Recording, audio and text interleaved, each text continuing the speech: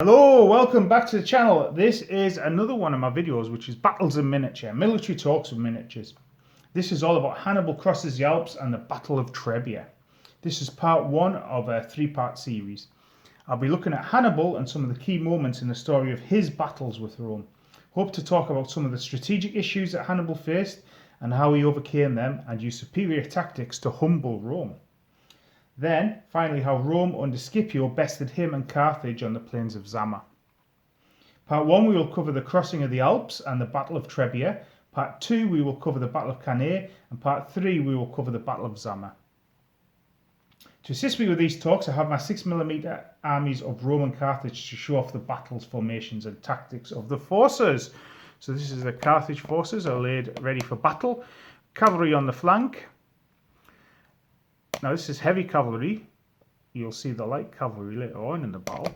We have Carthaginian and African spearmen on the sort of flanks of the main infantry line. Some elephants, which survived the Alps, more on later. Gauls and Celts in the middle as allies. And again, a mirror formation on the end. This is my Hannibal marker. And we have light infantry in the front. In this case, some Balearic slingers and some general Carthaginian light infantry. Facing them is going to be Rome today. So we have the light infantry, the Hastii and principals in the middle, and the Triarii at the back, consular command, and some cavalry on the flanks.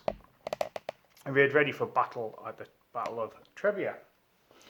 So thank you for joining me on these military talks of miniatures. Feel free to like and subscribe, and I will embark on more of these in different time periods. Also, if you have any thoughts on the topics or questions, put them up in the chat. I love talking military history. But let's start talking about Hannibal and the Alps. What caused them to cross the Alps? Carthage had been humbled in the First Punic War, which was fought primarily over Sicily. And despite their initial naval dominance, Rome built a navy and brought Carthage to its knees. The Roman navy was able to interdict Carthaginian supply routes to Sicily. That, however, wasn't the end of the matter. The House of Barca, a powerful house in the Carthage ruling classes, looked to continue the war with Rome and regain the prestige and resources they had lost. A lot of the Barca lands and power was invested in their holdings in Sicily. Spain would be the crisis point that would spark the Second Punic War. Roman influence in the lands was at odds with Carthage's influence. Coupled with the House of Barca's desire for war, it was almost inevitable that war would follow. Crossing the Alps would not be an easy thing, however it was a strategic necessity for Hannibal. He understood that war would have to take place on Roman territory for Rome to be truly humbled. However, Rome was dominant at sea. This meant that crossing an army directly over to Italy would be a risky business. Armies could be lost and troop transports destroyed at sea. Barca holdings were also in Spain after Sicily had relocated to Spain. So the land route was an obvious choice for Hannibal.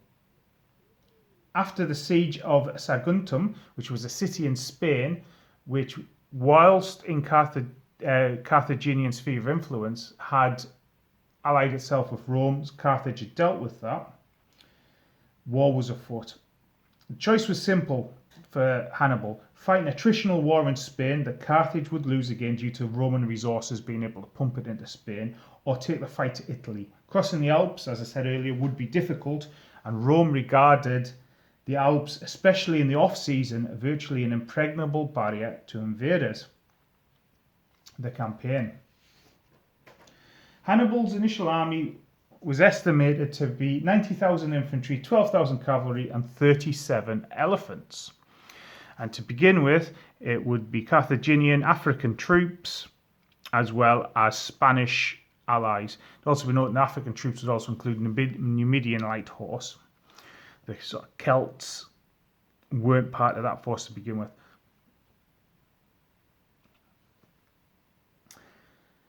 Now, one of the things that Hannibal would do, and you'll see happen again, was he would recruit local troops often to his army to swell his numbers.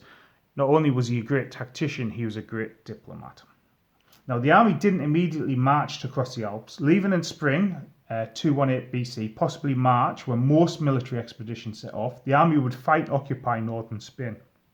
Ultimately, it would garrison 11,000 men in the area. Hannibal knew the importance of ensuring good lines of communication, as this would be his links to Carthage reinforcements and supplies. It would also be here that Hannibal would have the first of his desertions, 3,000 Spanish allies. He would go on then and dismiss about 7,000 other wavering Spanish troops. Now, that might seem 10,000 troops, 10% of his force, might seem quite a substantial part of his army, and it was. However, what it would do was remove the weaker elements of his force, ensuring he could trust and rely on those that remained more often. Especially since he had an inkling of what the hardships were to come, and he needed an army that he knew would obey and be able to deliver what he wanted to deliver.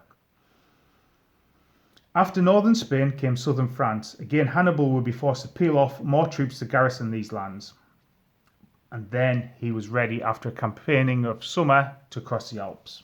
It's believed the ascent began on the 14th of October. It was also hotly debated of which route the army took. I often make a joke how the only way to find out which route he really took was to do some archaeology and find all the elephant skeletons. However, it was not only the weather that wore down the Carthaginian forces. There were constant skirmishing to the mountain tribes that lived in the area. They would need to be pacified to ensure his line of communications back to the holdings in Spain remained safe, because he could not rely on any naval supplies communications. I would like now to quote from Polybius and Livy about the conditions. Polybius: since neither the men nor animals could be sure of their footing on account of the snow, any who stepped wide of the path or stumbled, overbalanced, fell down the precipices. Livy would describe narrow cliff passes where even light infantry were unable to pass without gripping the stone. Truly horrific conditions. All the while, winter waged around the army, and solutions would have to be made to get the elephants, horses, and supplies across.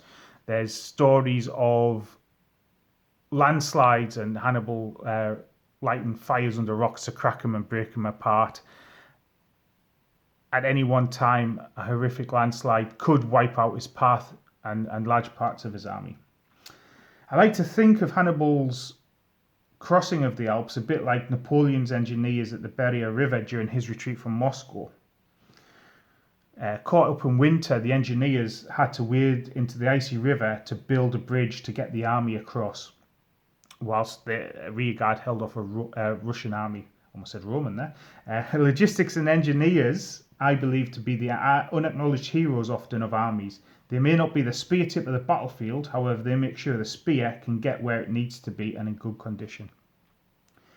The crossing took 15 days. What did Hannibal have left at the end of the crossing? Well, sources say he had 20,000 infantry and 6,000 cavalry. It's also believed that 23 elephants survived out of 37.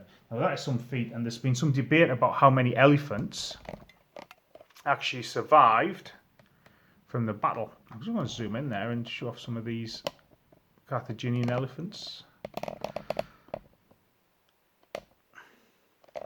And as we get on to the Celts in the middle. Now, assuming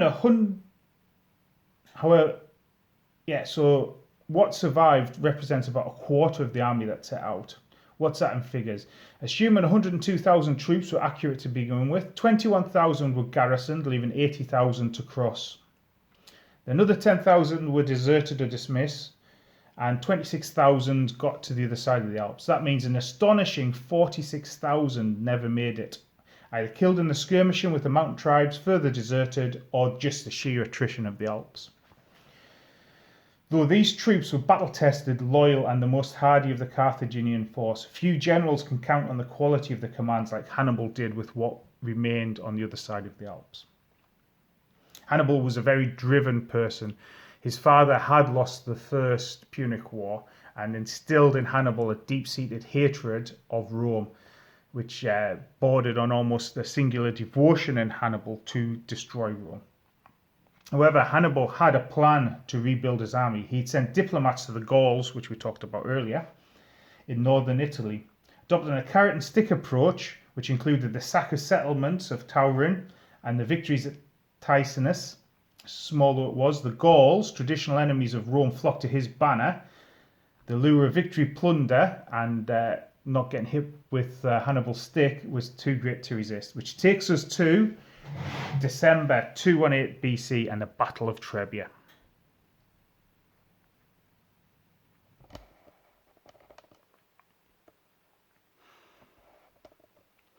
Armies don't generally blunder into each other. They will take days or even weeks of manoeuvre to gain even the slightest advantage. I think of the Napoleonic Battle of Salamanca, coming in a future video, as a great example of that manoeuvre and counter-manoeuvre. Trebia was to be no exception. Hannibal knew the Romans were present, the Romans knew Hannibal was present. Now, Roman doctrine had them create and fortify camps at the end of marches every day, so they had a safe place for operations. It also allowed them to set their place for a battle, often being well supplied behind fortified walls. Hannibal was a wily general. At Trebia, a river separated the Roman camp from the Hannibal's camp. And Hannibal sought to draw the Romans over the river and fight in a place of his choosing. Roman pride would work against the Roman army and draw it into the battle. The Romans used a consular command system, always splitting command of the armies between consuls. A consularship lasted 1 year. However, a proconsul could be declared at times of peril to extend the consularship. What we saw at Trebia was one consular army in the field awaiting another. The command of the Roman army at this particular battle was under the command of Semporius. And if he could destroy the Carthaginian army, more glory would be to himself.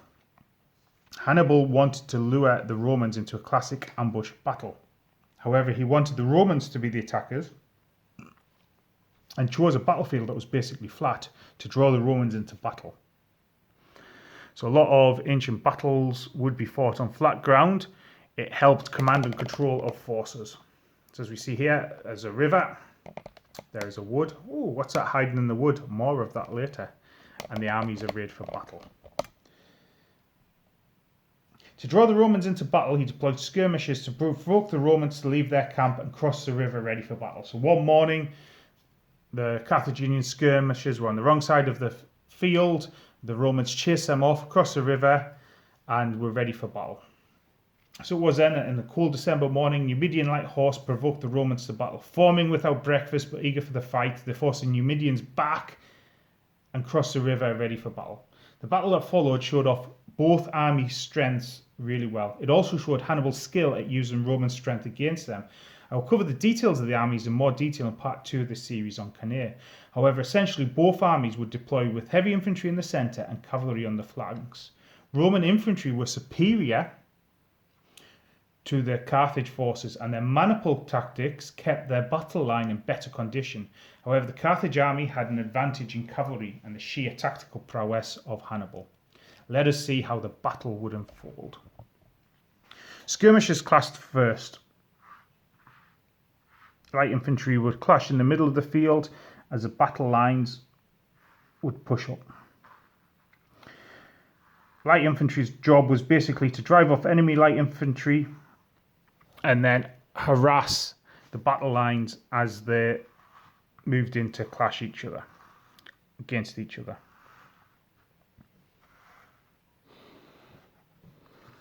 Did they have a massive impact on the battle?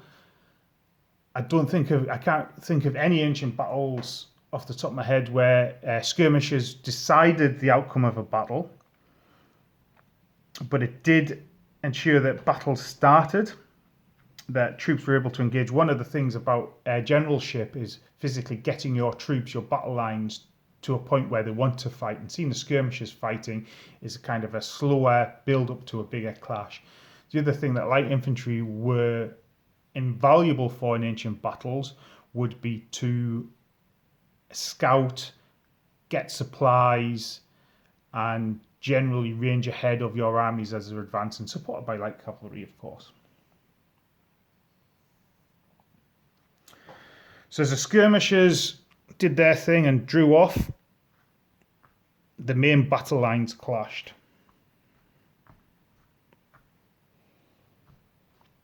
The cavalry would be engaging on the flanks. Now what you'll see here is the Carthaginian line is longer than the Roman line.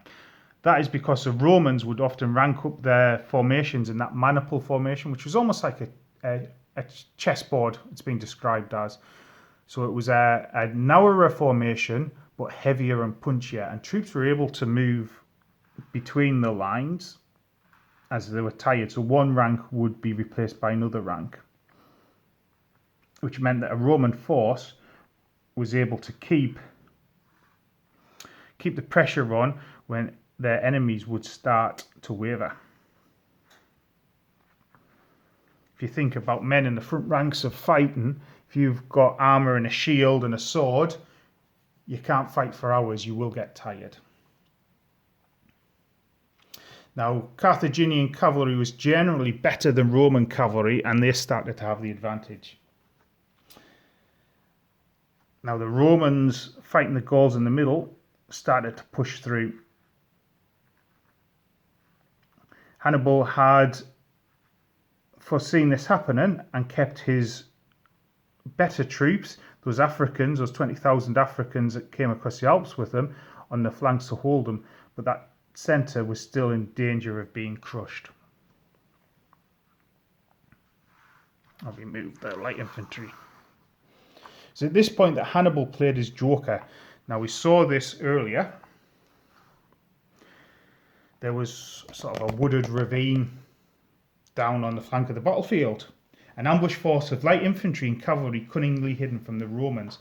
The force would fall on the Roman rear, which ultimately saw the Roman cavalry fleeing. It's worth also pointing out that not only was this a great place to ambush from, the importance of why it was chosen. What we see here is Numidian light infantry and cavalry, commanded by Hannibal's brother Hanno. Now, the significance of the positioning on the left of the Romans was simple. In general, ancient warrior would have their shield on the left and the weapon on the right. Therefore, if you wanted your best troops weighted on the right, where they didn't have the shield to protect them. We see this carry on in military traditions all the way up from the Napoleonic period, with the position of where your coloured standards were in the centre and your flank companies stood in the battalion lines. Generally, your grenadiers would be on the right. Often this actually meant that battle lines would drift to the right during battle as people kind of shifted to the right to protect themselves. So by hiding the force on the Roman left, it was naturally going to fall on the lesser troops stationed on the left. In this time, the Romans also placed their Roman cavalry. Roman cavalry was never great, but their Roman cities and equestrians were considered better than their allied cavalry. So the Roman cavalry was positioned on the right, a position of honour. Lesser cavalry, allied cavalry, positioned on the left. So that broke as these ambushes came out as well.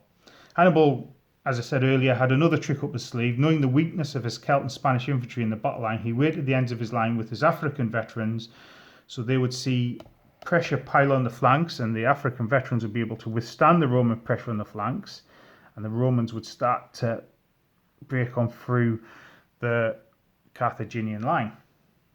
However, by now, cavalry and light infantry was starting to surround the Romans. This is a perilous position for the Romans.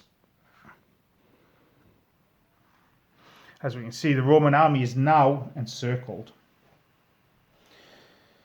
Sometimes when we fight battles on computer games or on the tabletop, we see everything and would know our doom approached. However, Semporius was in the thick of battle with the centre, and his forces actually managed to break through the Carthaginian line. He thought he had won,